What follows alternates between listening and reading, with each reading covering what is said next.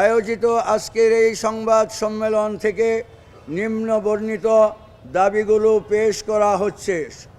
সরকারের কাছে নিম্ন বর্ণিত দাবিগুলো পেশ করা হচ্ছে। নাম্বার 1, 2018 ও 2024 সালে টঙ্গীর ইজতেমার ময়দানে এই নৃশংস হত্যাকাণ্ড সহ নানা সন্ত্রাসী কার্যকলাপের দায়ে সাতপন্থীদের সকল কার্যক্রম নিষিদ্ধ ঘোষণা করা হোক। নাম্বার 2, 2024 17 ডিসেম্বর দিবাগত রাত্রে এই নৃশংস হত্যাকাণ্ডে জড়িতদের দ্রুত গ্রেপ্তার ও দায়েরকৃত মামলার যথাযথ নিরপেক্ষ তদন্ত সাপেক্ষে অনতিবিলম্বে বিচার করার জোর দাবি জানাচ্ছি। নাম্বার 3, এই দাবি আদায়ের লক্ষ্যে আগামী 10 জানুয়ারি শুক্রবার দেশব্যাপী বিক্ষোভ কর্মসূচি ঘোষণা করা হলো। নাম্বার 4, আগামী 25 জানুয়ারি 2025 শনিবার দেশের সকল পর্যায়ের প্রতিনিধিত্বশীল আলেমদের নিয়ে উলামা সম্মেলন করার ঘোষণা করা হলো। সেই অবধি যদি সরকার পক্ষ থেকে কার্যকর কোনো পদক্ষেপ ও আশানুরূপ কাজের অগ্রগতি লক্ষ্য করা না যায়, তাহলে ইনশাআল্লাহ পরবর্তী সিদ্ধান্ত উলামা সম্মেলন থেকেই ঘোষণা করা হবে। ভারতের মাওলানা সাদ সাহেবের বিতর্কিত ভূমিকার কারণে আজ বহুদিন থেকে সমস্যায় জর্জরিত, সংকটে নিপতিত। সাদ সাহেবের অন্ধ অনুসরণকারীদের উগ্রতা, অজ্ঞতা, একঘেয়েমি ও উচ্ছৃঙ্খলতার কারণে প্রশাসনের নানাবিধ উদ্যোগ সত্ত্বেও এখন পর্যন্ত সমস্যার সমাধান ব্যবস্থা হয়নি। দীর্ঘ কয়েক বছর যাবৎ চলে আসা মতবিরোধ নিষ্পত্তির লক্ষ্যে অন্তর্বর্তীকালীন সরকার উদ্যোগ গ্রহণ করেছিল।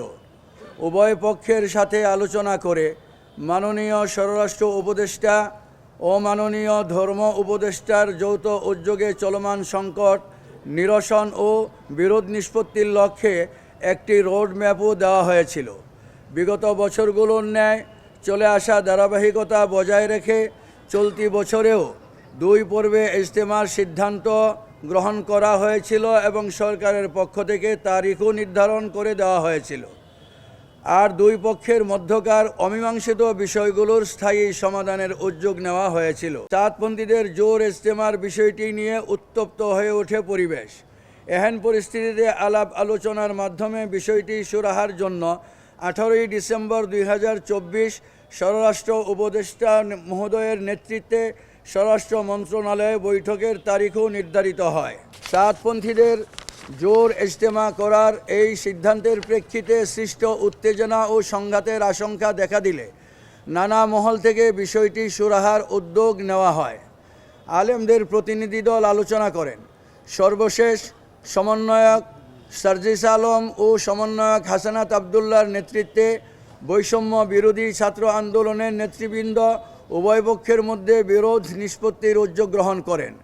কিন্তু সকল আয়োজনকে ভণ্ডুল করে দিয়ে আলেম সমাজ, বৈষম্য বিরোধী নেতৃবৃন্দ, সর্বোপরি প্রশাসনের ঊর্ধ্বতন কর্তৃপক্ষের প্রতি চরম অবজ্ঞা প্রদর্শন করত 17 ডিসেম্বর দিবাগত রাতে ইজতেমার মাঠে ইবাদতরত, দায়িত্ব পালনরত ও ঘুমন্ত তবলিগি সাথীদের উপরে অতর্কিত হামলা চালিয়ে 3 জন শুরাই নিজামের সাথী এবং নিরীহ মুসল্লিদেরকে সাতপন্থীরা নির্মমভাবে হত্যা করে আহত করে শতাধিক সাথী ও মুসল্লিকে।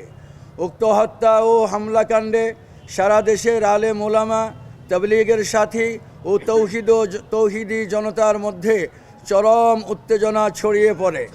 জরুরি ভিত্তিতে স্বরাষ্ট্র উপদেষ্টা মহোদয়ের সভাপতিত্বে প্রশাসন ও সরকারের গুরুত্বপূর্ণ দায়িত্বশীলদের সাথে তাবলীগের মুরব্বী ও দেশের শীর্ষ আলেম প্রতিনিধি দলের বৈঠক অনুষ্ঠিত হয়।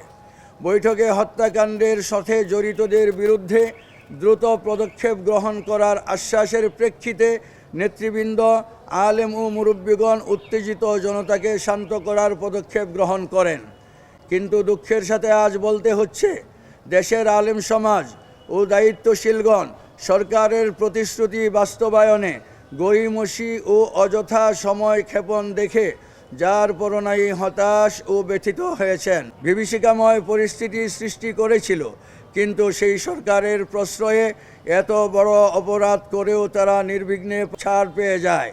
আমরা মনে করি, যদি 2018 সালে তাদের এই জঘন্যতম হত্যা ও হামলাকাণ্ডের বিচার হতো, তাহলে আর 2024-এর ডিসেম্বরে এই ন্যাক্কারজনক হত্যাকাণ্ডের ঘটনা ঘটত না। এবারও যদি তারা ছাড় পেয়ে যায়, তাহলে তারা ভবিষ্যতে আরও কোনো ভয়াবহ দুর্ঘটনার জন্ম দিতে পারে বলে আপামর জনসাধারণের আশঙ্কা। 17ই ডিসেম্বরে পরিচালিত হত্যা ও হামলাকাণ্ডের ধরন দেখে বোদ্ধামহল আশঙ্কা করছেন যে সাতপন্থীদের সাথে বাংলাদেশ বিরোধী আন্তর্জাতিক ও অভ্যন্তরীণ অপশক্তির যোগ সাজশ রয়েছে। তাই তাদের বিরুদ্ধে যথাযথ পদক্ষেপ গ্রহণ করা না হলে শুধু তাবলীগের কাজই নয়, বাংলাদেশের নিরাপত্তা বিপন্ন হওয়ার আশঙ্কা রয়েছে।